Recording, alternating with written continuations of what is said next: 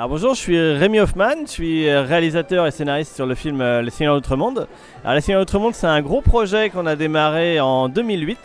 Donc en fait c'est un long métrage médiéval fantastique français. On va dire même c'est le premier long métrage comme ça puisque ça n'existait pas à l'époque. Et du coup voilà, on s'est dit comme c'était un peu difficile de le fabriquer dans les conditions normales, d'avoir des prods et tout ça, on s'est dit bah tant pis, c'est pas grave, on se lance. Et on l'a fait avec des passionnés, des bénévoles. Alors il y a des professionnels dedans, il y a des acteurs pros, techniciens pros, graphistes pros, il y a vraiment pas mal il y a une grosse équipe dessus. Mais en fait tout s'est fait au fur et à mesure, c'est vraiment des gens qui ont découvert le projet, qui ont apprécié tout ça et l'équipe a grossi, puisqu'au final on est 280 personnes sur le film. Et, donc c'est une aventure qui a duré 8 ans quand même du coup, comme il n'y avait pas d'argent il a fallu compenser. On a tourné pendant 3-4 ans, Normandie, Picardie, Île-de-France, il y a plein de lieux du patrimoine français qu'on a utilisé, des champignonnières, des châteaux notamment, il y a le château de Falaise, il y a la tour César à Provins. Il y a un village reconstitué mérovingien à Marle en Picardie. Sur le tournage on a aussi eu la chance d'avoir des gens qui font de la reconstitution historique et du grandeur nature dessus. Donc on a pu avoir des costumes vraiment normands 11e siècle, vikings 9e siècle, qui sont des vrais costumes, vraies armes et tout ça. Donc c'était vraiment un super rendu. Des gens aussi qui font de l'équitation, cracheurs de feu, on avait plein de choses dessus. On a eu notamment un tournage qu'on a fait dans un marais. Et en fait les acteurs devaient tourner dans un marais, on s'est rendu compte qu'il y avait des sangsues dans le marais. Du coup, qu'est-ce que c'est? Du coup, voilà, on a tourné vite fait, on s'est arrangé pour que tout aille bien et tout, mais ça a été le truc bien flippant quoi.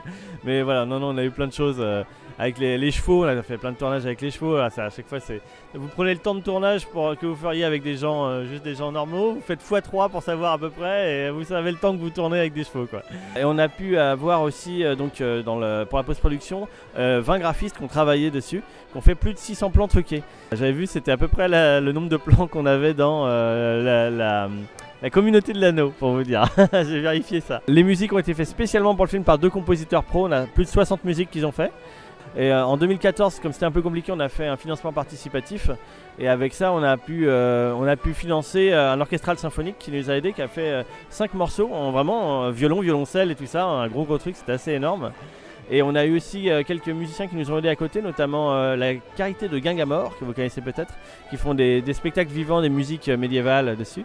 Il y a Tony Beaufils, qui est Tony Lorque d'une allemande, qui a fait une petite musique au banjo-guitare dessus, mais je vous dis pas trop quoi. Et on a le Nicolite Orchestra qui nous a fait aussi une chanson à la fin, en anglais et en elfique. Il est sorti depuis 1 an.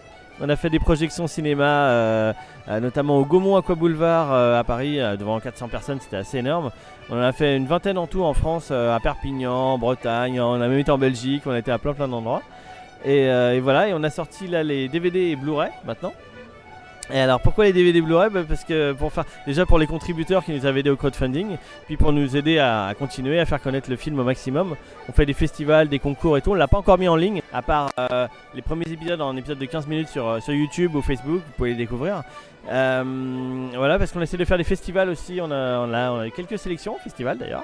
On a une sélection pour le festival de Toulouse prochainement, on a une sélection, c'était à Los Angeles Cinefest, tout, donc ça commence un peu. On a développé tout l'univers aussi, dans l'univers étendu, avec un roman donc, qui est écrit par Fenris, qui est co-scénariste et acteur sur le film. Et là, pendant que je réalisais le film, lui a développé l'univers étendu à travers 8 nouvelles dedans qui se passent dans différents peuples, différents mondes, différentes époques. Voilà, donc c'est vraiment l'univers étendu. On peut avoir vu le film sans avoir lu le bouquin et inversement, mais voilà, les deux enrichissent. Et dedans il y a des cartes, il y a aussi des lexiques, des chronologies, il y a plein de choses pour encore plus découvrir l'univers. C'est vraiment un monde qu'on a créé avec des dieux, avec des peuples et tout ça. Il y a des humains, il y a des elfes, il y a des trolls, il y a plein de choses. Et il y a aussi un peuple qu'on appelle les Urtek, qui est un peuple steampunk, donc avec pas mal de créations dessus. Donc l'ensemble du monde est médiéval fantastique, mais il y a un peuple qui est steampunk. Alors donc c'est un monde dans un monde qui s'appelle Eravis, il y avait pendant des millénaires ce qu'on appelle les incarnats, qui sont des espèces de dieux sorciers un petit peu, qui représentaient les différents éléments qui dirigeaient le monde. Et en fait il y a eu une révolte humaine contre la magie, contre tous les êtres magiques et contre les incarnats.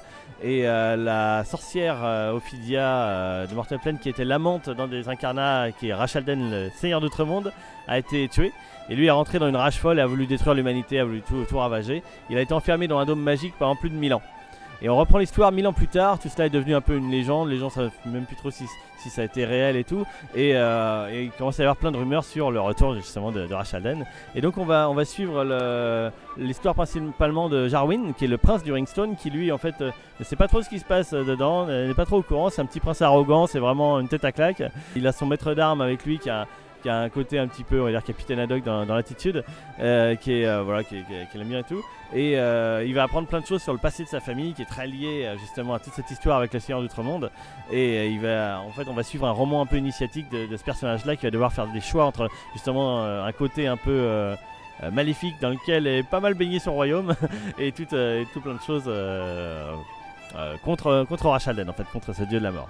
Donc on va avoir des personnages assez haut en couleur dedans, donc, dont la princesse Sujaya, qui c'est une petite pesque assez rigolote. On va avoir Beldorian, un ermite un peu fou. Les Urtex sont aussi bien barrés et du coup vous allez découvrir plein de choses magiques et technologiques aussi, puisque on va voir parmi les Urtex, dans les inventions qu'il y a notamment un dragon mécanique qu'on a fait tout en 3D. Il y a tout ce qu'on aime, quoi. Il y a de l'amour, il y a de l'aventure, voilà.